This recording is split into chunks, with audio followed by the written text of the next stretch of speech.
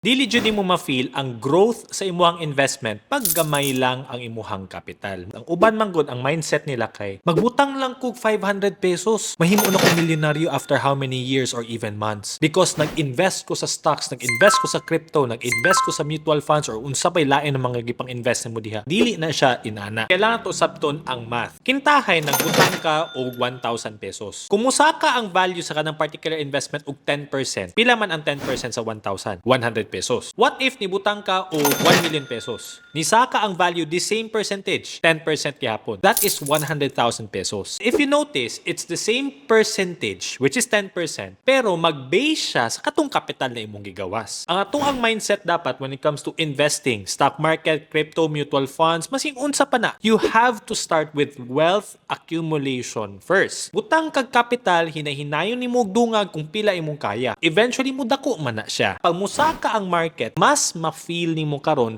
ang impact sa kanang porsyento na makuha nimo tungod kay nagbutang kag mas dako na kwarta. So investing is not a get rich quick scheme. It is a process. Hinay-hinay pero kanunay, eventually mudako na siya. So curious lang pud ko, pila di ay ang imuhang budget sa imuhang investment on a monthly basis? Ibutang daw sa comment section.